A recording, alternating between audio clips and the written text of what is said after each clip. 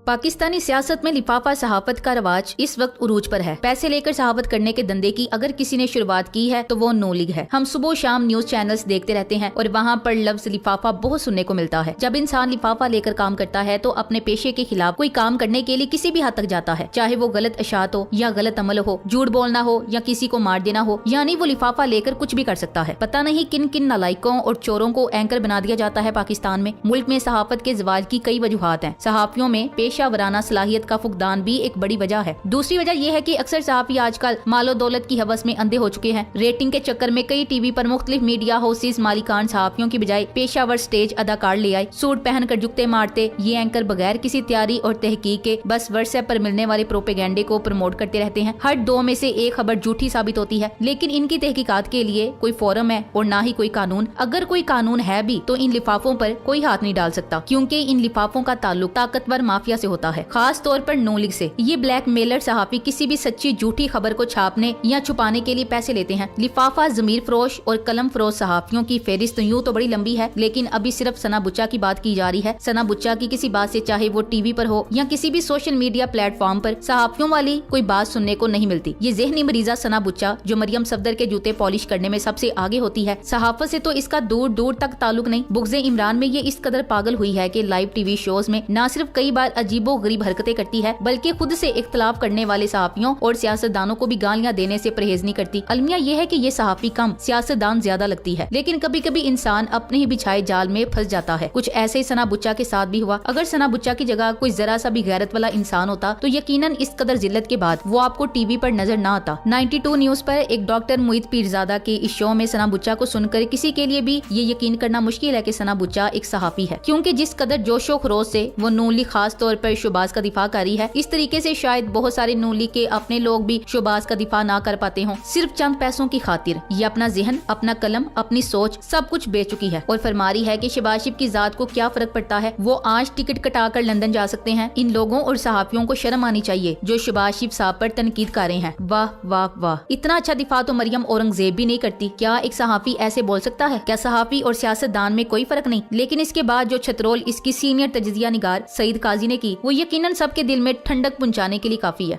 तो शर्म आनी चाहिए उन लोगों को, तजिया करने वालों को, जो ये कहते हैं कि इमरान शहबाज शरीफ बड़े परेशान है। मेरे ख्याल में शर्म उन तजिया निगारों को आनी चाहिए जो एक इश्तिहारी को सपोर्ट करते हैं, जो आके हलफ उठाता है, अदालत में बाद में जाता है। 1977 से लिक्विडेशन शुरू हुई है इस मुल्क की मैशत की, जिसमें मुस्लिम लीग नून ने 100 से ज्यादा यूनिट बेचे, वहां हाउसिंग सोसाइटियां बन गई।